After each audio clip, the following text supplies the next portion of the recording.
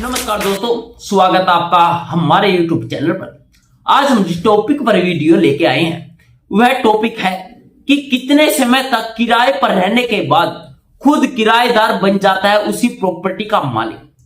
जो प्रेजेंट समय है दोस्तों, लोग कमाई का जरिया बनाने के लिए अक्सर क्या करते हैं, प्रॉपर्टी को किराए पर लगा देते हैं। और मैं आपको बता देता हूं कि जो हमारा भारत देश है इसमें प्रॉपर्टी किराए पर देने और लेने के कई तरह के नियम बने हुए हैं। ऐसे में आप सभी लोगों को आज मैं यही जानकारी देने वाला हूं कि यदि कोई व्यक्ति अधिक समय से लगातार अपनी जगह पर रह रहा है तो वह व्यक्ति आपकी जमीन पर जबरदस्ती कब्जा भी कर सकता है। वीडियो बहुत इंपॉर्टेंट होने वाली है, वीडियो को एंड तक देखिएगा। और यदि आपके कोई क्वेश्चन हो तो आप कमेंट सेक्शन में मुझसे पूछ सकते हैं। तो दोस्तों, क्या होता है कि आप सभी लोगों को मैं बता देता हूं कि हमारे देश में प्रॉपर्टी की तो दोस्तों जो खरीद और बिक्री की परंपरा कुछ दिनों से बहुत चर्चित विषय बन चुका है। बहुत सारे लोग इन्वेस्टमेंट करते हैं कहां पे, प्रॉपर्टी में। और यह ज्यादातर बड़े शहरों में देखने को मिलता है। यानी क्या होता है कि बड़े शहरों में लोग प्रॉपर्टी खरीदना और बेचना बहुत अधिक देखने को मिल जाते हैं और वहां पे पसंद भी करते हैं, क्योंकि वहां पे उनको अच्छे रेट मिल जाते हैं, उनको मुनाफा अच्छा होता है। तो वही लोग घर, दुकान, जमीन या फ्लैट में मोस्टली निवेश करते हैं, क्योंकि वो इजिली रेंट पे चल जाते हैं, चाहे फ्लैट हो, चाहे दुकान हो, चाहे वो घर हो।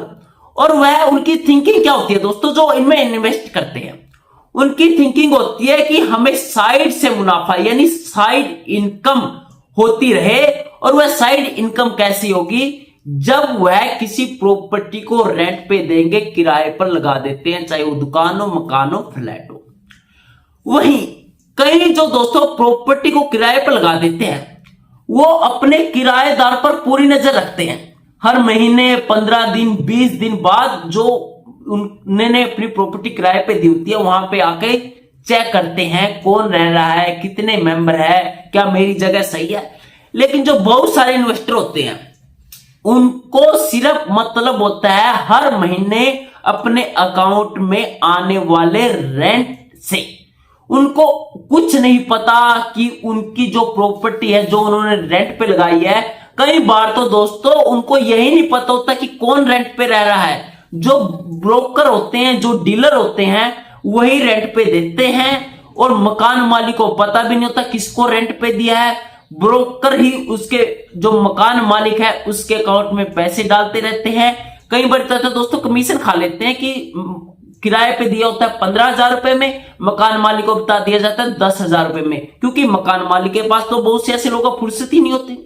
उनको यही नहीं पता होता कि किसको रेंट पे दिया है, कितने लोगों को रेंट पे दिया है। सिर्फ उनको अकाउंट में आने वालों पैसे से मतलब होता है। परंतु दोस्तों, प्रॉपर्टी किराए पर देने से पहले और बाद में उस पर ध्यान रखने की पूरी जरूरत होती है। बहुत ही जरूरी है यह कि किसको प्रॉपर्टी दी है, कितने समय के लिए दी है, कितने दिन का एग्रीमेंट हुआ है या नहीं, यह बहुत जरूरी होता है। वरना दोस्तों अगर आप ऐसा नहीं करेंगे तो आपकी प्रॉपर्टी पर भी कब्जा किया जा सकता है जो रेंटेड है, जिसने आपकी प्रॉपर्टी पर रेंट लिया है, और आप फिर कुछ भी नहीं कर पाएंगे। जो यह कानून है, जिस कानून की मैं बात कर रहा हूं दोस्तों, यह ऐसा ही कानून है कि किसी भी शख्स को प्रॉपर्टी का मालिकाना हक दिलाया जा सकता है, चाहे उसने वो खरीदी भी नहीं हो। यह कानून वही कहता है कि बिना प्रॉपर्टी के खरीदे भी वह मकान का, प्लाट का, दुकान का, फ्लैट का मालिक बन सकता है।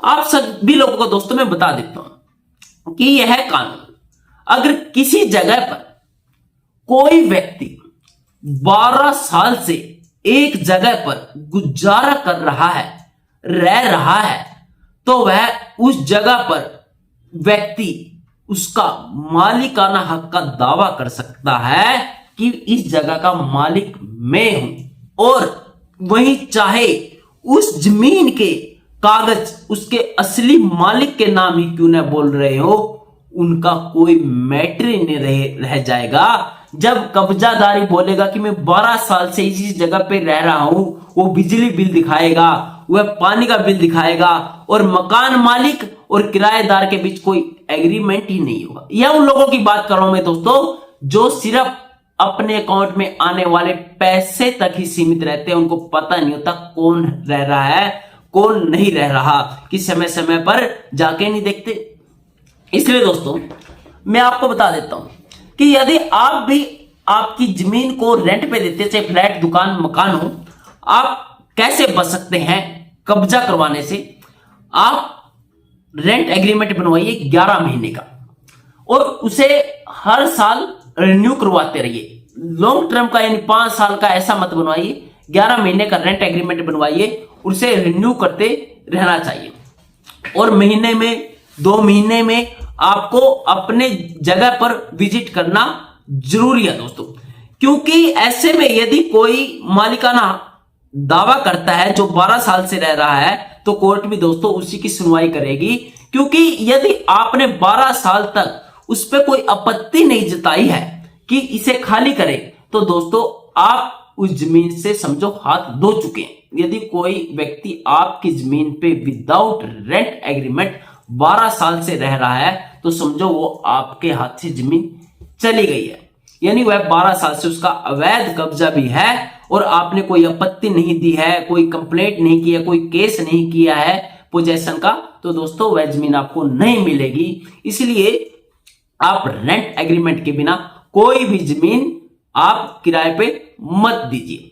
और वहीं इसके अलावा यदि आप कोई रेंट एग्रीमेंट करवाते हैं तो 11 महीने का करवाइए, और रेंट एग्रीमेंट पेपर जरूर बनवा ले दोस्तों। वहीं इससे आपका प्रॉपर्टी में इंटरफेयर बना रहेगा, और आपकी संपत्ति पर कोई कब्जा नहीं कर पाएगा। आपकी प्रॉपर्टी भी सेव रहेगी, और आपको अच्छे से मंथली जो रेंट है, जो साइड बिजनेस है, वो भी आपका अच्छे से चलता रहेगा। कहती दोस्तों कि कितने साल तक किराए पर रहने के बाद खुद किराएदार बन जाता है मालिक, बिना वो खरीदे उस प्रॉपर्टी का। यदि आपका कोई क्वेश्चन है तो हमें कमेंट सेक्शन में जरूर लिख सकते हैं, हम उसका जवाब जरूर देंगे। यदि आपको कोई ऐसी वीडियो चाहिए तो हम उस टॉपिक पर भी वीडियो बनाएंगे। Thank you.